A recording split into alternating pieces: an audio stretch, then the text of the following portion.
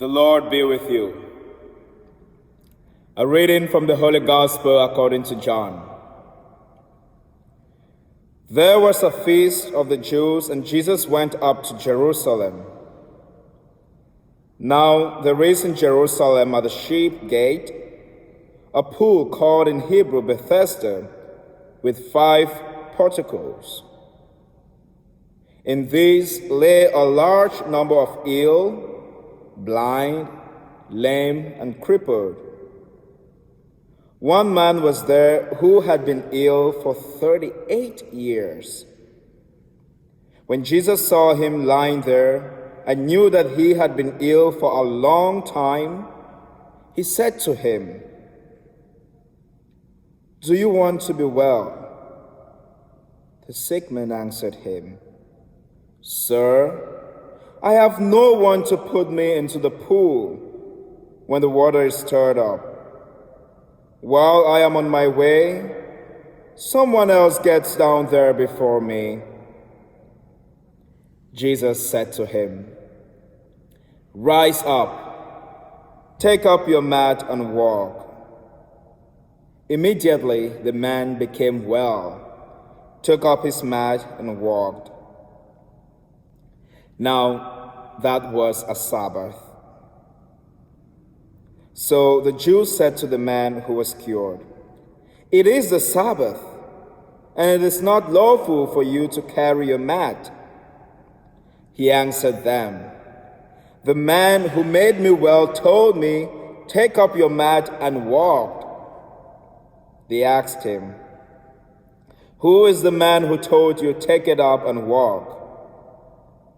The man who was healed did not know who it was, for Jesus had slipped away since there was a crowd there. After this, Jesus found him in the temple area and said to him, "Look, you are well. Do not sin anymore, so that nothing worse may happen to you." The man went and told the Jews that Jesus was the one who had made him well. Therefore, the Jews began to persecute Jesus because he did this on the Sabbath. The Gospel of the Lord.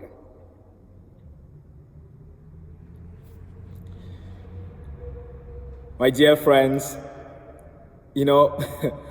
when I read this gospel, I couldn't stop laughing. Yes, I couldn't stop laughing. And the reason is that I feel like when Jesus says something, it has to become a broken record before we might even start getting it. I don't even know if the Pharisees, got the message even when it becomes a broken record. But time without number, Jesus has repeatedly done a miracle on the Sabbath, or he has done something good on the Sabbath, and he keeps reminding the Pharisees that it is better to do good on the Sabbath than to do evil. We heard it on Sunday, we're hearing it again today, and we have heard it from so many different gospel passages. Still, the Pharisees continue to look for ways to persecute Jesus because he does something good on the Sabbath. Again, the commandments are there to help us, to guide us to do what is good, to do what is good towards ourselves, to do what is good towards our neighbor, to honor and worship God. The commandments are not there to hurt us. Okay, now look, if you do not do good on the Sabbath because you want to respect the commandment that requires us to keep holy the Sabbath. Let's say you decide to stay home and not go out, maybe help a neighbor who needs a ride to the doctor, for instance. You see, you might think you're doing the right thing by keeping the Sabbath holy, by resting and not doing any work.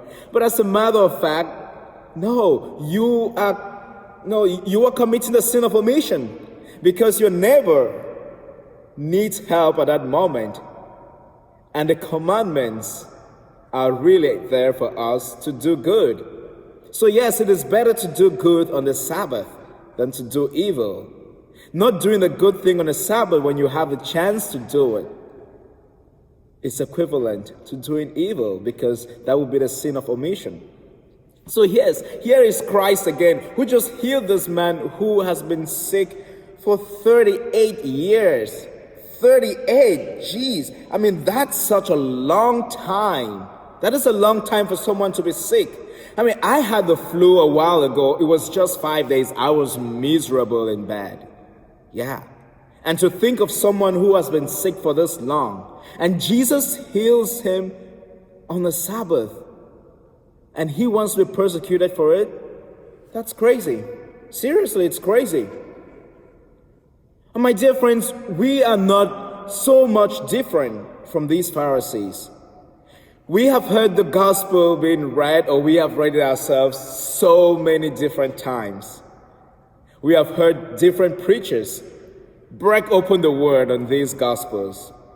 Still, we fall short when it comes to doing good all the time on a Sunday or any other day, or even living out the commandments in a manner that portrays self-love, love for others, and love for God.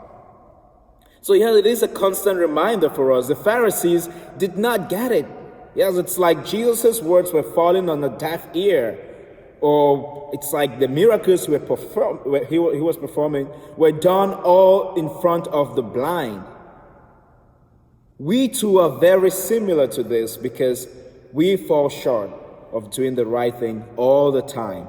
So these words apply to us, and yes, the word of God will continue to be spoken to us, to be explained to us, even if it becomes a broken record, until we get the message, until we know that yes, doing the good is what we ought to be doing as children of God.